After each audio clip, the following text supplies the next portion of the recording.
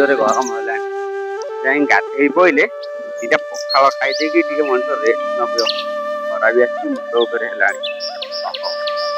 ଓହୋ, ଆରେ ଆରେ କିଏଠି ଗୋଟେ ଭାସୁଛି ନା କଣ? ଯାଇ ମୁଁ ଟିକେ ଦେଖିବି ଏଠି କିଏ ଧର।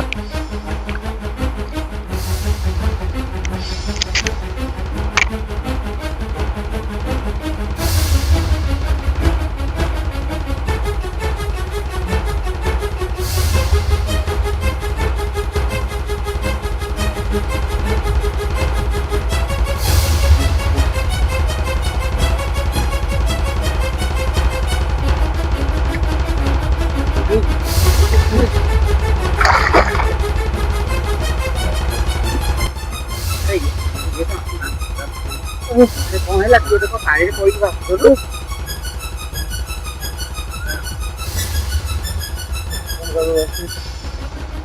ଆରେ କଣ ହେଲା ତୁ ଗାଧେଇ କେମିତି ଯାଇଥିଲୁ? କଣ ଖାଇବାକୁ ଯାଇଥିଲୁ? ଆମେ ଦି ଜଣ ଗାଧେଇ ଆସିଛୁ।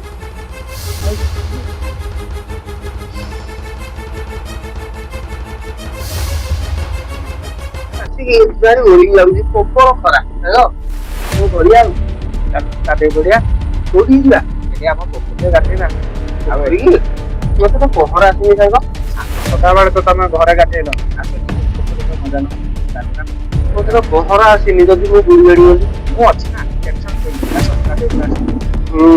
ହଉ ଚାଲ ଯିବା ଆଜି ଟିକେ ଗାଧେଇବା। ବନ୍ଧରେ ଦେଖିବା କେମିତି କଣ ଲାଗୁଛି।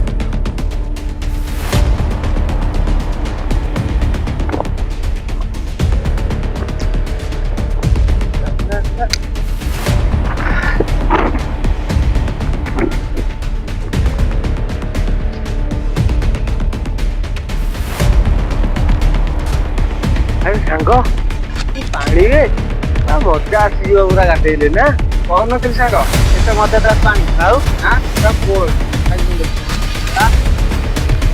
ଚାଲ ଟିକେ ଡେଇଁ ପଡିବ।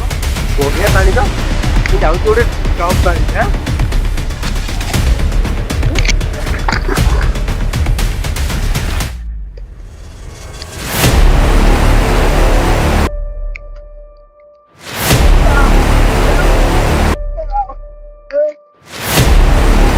ନମସ୍କାର, ମୁଁ ଆପଣଙ୍କର ସଂଗ୍ରାମ।